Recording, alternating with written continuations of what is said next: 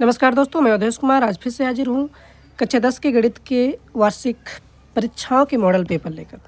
तो देखिए, ये हमारा कक्षा 10 का वार्षिक परीक्षा का मॉडल पेपर है। समय रहता है 3 घंटा और बहुविकल्प प्रश्न से चालू होते हैं। तो चलिए आज हम कोशिश करेंगे कि आधे क्वेश्चन यानी 8 से लगा के 13 तक के क्वेश्चन हल करने की कोशिश करेंगे। चलिए हम हल करते हैं। पहला जो सवाल है हमारा,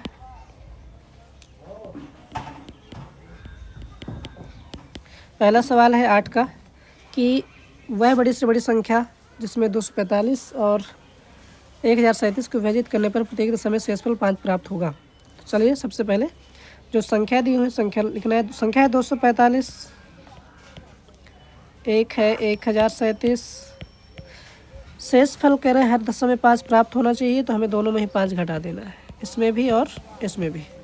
जब हम 5 घटाएंगे तो 5 5 जाएगा तो 0 बचेगा, यहाँ बचेगा 4, 240। इसमें यदि घटाएंगे 7 5 जाएंगे, बचेगा 2 3 0 1 यानी 1032। अब दोनों ही संख्याओं का मासा कर देना है, HCF। जब दोनों ही संख्याओं का मासा कर देंगे तो हमें वो संख्या प्राप्त हो जाएगी कि कितने से भाग दें ताकि शेषफल 5 प्राप्त हो। तो मासा करते हैं, छोटी संख्या को बड़ी संख्या से भाग देने पर, छोटी संख्या को बड़ी संख्या से भाग दे देते हैं, तो ये जाएगा हमारा 4 बार में। 4 0 4 चौक 16 बचेगा 1, 4 2 8 1 9, 960 घटाएंगे तो बचेगा 2 और 2 बचेगा, यहाँ पर 3 में 6 घटेगा नहीं, 1 लेगा बनेगा 13 और 13 में 6 जाएगा तो आ जाएगा 7। ये हो जाएगा 72। अब 72 से भाग देंगे 240 में, तो 72 के लिए भाग देते हैं तो ये कितनी बार में जाएगा, 3 बार में चला जाएगा।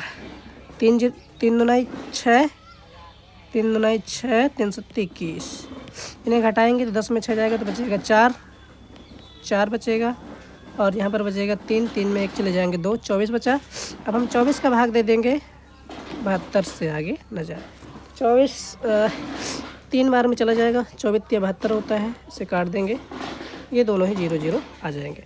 जिस संख्या से 0 0 आता है वही उन संख्याओं का मासा होता है, यानी HCF दोनों ही संख्याओं का आ गया 24, अर्थात 24 वो संख्या है जिसमें दोनों ही संख्या में यदि भाग करेंगे तो 5 5 शेषफल प्राप्त होगा।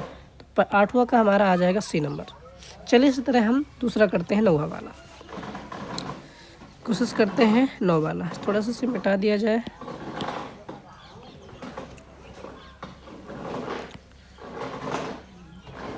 चलिए अब हम चालू करते हैं 9वां सवाल करने का। 9 में है, 9 सवाल में क्या कह रहा है, दिया है HCF यानी मासा दिया हुआ है 18 और LCM हमें इन दोनों संख्याओं को ज्ञात करना है। क्या क्या दिया हुआ है, संख्या यानी कि जो संख्याएं दी हुई है, संख्या एक संख्या है 252 यानी पहली संख्या, एक संख्या है 594। ये दोनों ही संख्याओं को रख लेना है, 252 और 594। यहाँ पर HCF यानी मासा दिया हुआ है 18 और LCM हमें ज्ञात करना है, LCM हमें पता नहीं। चलिए जब भी इस तरह का सवाल आ जाए तो हमें एक सूत्र लिखना है, एक सूत्र लिखना है और आगे हल कर देना है। चलिए सूत्र क्या होता है हमारा, सूत्र होता है इन दोनों का LCM गुणे HCF बराबर होता है पहली संख्या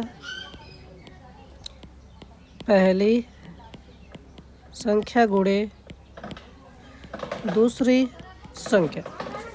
LCM गुणे लासा गुणे मासा बराबर पहली संख्या गुणे दूसरी संख्या होती है। तो LCM की जगह LCM का मान, LCM हमें पता नहीं है तो इसलिए LCM की जगह LCM ही रखना है।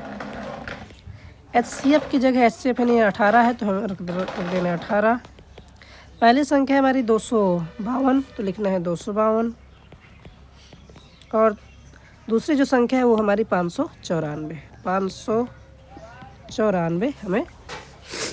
चलो अब हम क्या करेंगे कि हम 18 का 75 करेंगे तो LCM बराबर 252 गुणे 594 बट्टे आ जाएगा हमारा 18 से यदि हम काटेंगे, देखिए 18 से 252 पूरी तरह से कट जाएगा, 18 कम 18, 18 एक कम 18, यहाँ पर हम 18 एकम 18 हो गया। यहाँ पे अगर घटाएंगे 25 में यदि 18 घटाते हैं तो 15 में 8 जाएगा 7, 7 बजेगा और ये बन जाएगा 72। और 18 दूनी 36, 18 तिक 18 चौक 72, 18 चौक 72 यानी 14 बार में कट जाएगा। 18 से काटेंगे 252 जो है 14 बार में कट जाएगा। अब LCM बराबर, अब क्या बचा हमारा 14 बचा और 594 बचा है। तो हम बड़ी संख्या को पहले रख लेते हैं, छोटी संख्या को बाद में रखते हैं। LCM देखिए दोनों का यदि हम मल्टीप्लाई करते हैं तो 4 चौक 16 बचेगा 1, 4 ने 36, 1 37 बचा 3, 5 20 3 23, 1 चौके 4, 1 नहीं 9, 1 पंचे 5, जोड़ेंगे तो 6, 7 4 11 बचा 1, 9 3 12, 1 13 बचा 1, 5 2 7 1 8। तो ये हमारा LCM जो आ जाएगा 8316। LCM हमारा आ जाएगा 8316। देखिए कहाँ पर है, तो 8316 आ रहा है हमारा C नंबर पे। C नंबर हमारा 8316 आ रहा है। तो 8 का हो गया, 9 का हो गया। अब देखिए 10 का। 10 में कह रहा है कि एक द्विघात बहुपद के अधिक से अधिक शून्यकों की संख्या कितनी होगी। जितने घात बहुपद होता है उसकी शून्यकों की संख्या उतनी ही होगी। यानी 2 घात बहुपद है, 2 घात बहुपद की शून्यकों की संख्या 2 होगी, यानी कि B नंबर। अब 11 हमें 2 घातीय समीकरण है, उनके मूलों का योग ज्ञात करना है। सबसे पहले इनको 2 घातीय समीकरण करना है और उनके जो भी मूल आए उनको जोड़ देना है, आंसर आ जाएगा। उस तरह 12वां करना है और 13वां करना है। तो चलो हम 12वां किए दे रहे हैं। समीकरण ये हमारा द्विघातीय समीकरण है और उसका विभक्तर ज्ञात करना है। चलिए सबसे पहले इन्हें मिटा देते हैं। चलिए देखिए पहले देखना है कि हमारा समीकरण क्या क्या है। समीकरण है पहले हम 12वां सवाल। समीकरण है हमारा 3x² माइनस 2x प्लस 1/3 बराबर 0। अब हमें इसका पहले व्यापक मान लिखना है। तो ax² plus bx plus c बराबर 0। अब इन दोनों की तुलना करेंगे। तुलना करने पर जब हम तुलना करेंगे तो हमें a की सूत्र में क्या मिलेगा, यानी a बराबर मिलेगा हमें 3, b बराबर मिलेगा -2 यानी चिन्ह सहित रखना है, और c बराबर मिलेगा 1/3। यहाँ पे c बराबर मिलेगा 1/3। तो a की वैल्यू, b की वैल्यू और c की वैल्यू यहाँ पर लिख चुके हैं। अब हमें ज्ञात करना है विविधकर। विविधकर मतलब d बराबर होता है b² माइनस 4ac। अब हम करेंगे d बराबर b की जो वैल्यू है वो है -2 यानी -2 का स्क्वायर हो जाएगा। 4 गुणे a की वैल्यू हमारी कितनी है, a की वैल्यू है 3, लिखेंगे 3। c की वैल्यू है 1/3, 1/3। अब देखिए 3 से 3 कैंसिल हो जाएगा। यहाँ पर बचा हमारा d बराबर 2 का वर्ग है तो 2 दूना 4 हो जाएगा, प्लस का 4, यहाँ पे -4, 4 एकम 4। तो जो d बराबर आएगा वो हमारा आ जाएगा 0, यानी जो d का मान आएगा वो हमारा आ जाएगा 0। कहाँ है d का मान, ये 0, यानी इनका जो विविधकर आएगा वो 0 आ जाएगा। उसी तरह अब हमें ज्ञात करना है 13वां सवाल। चलिए इसे भी हल कीजिए। इसे भी हल करते हैं।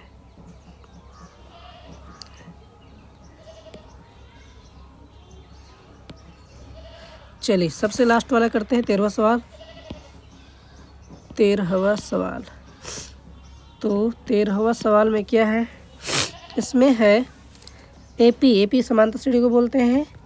10, 7, 4 और 30वां पद हमें ज्ञात करना है। चलिए हम लिख लेते हैं। AP बराबर 10, 7, 4। अब ये हमें 30वां पद का 30वां पद।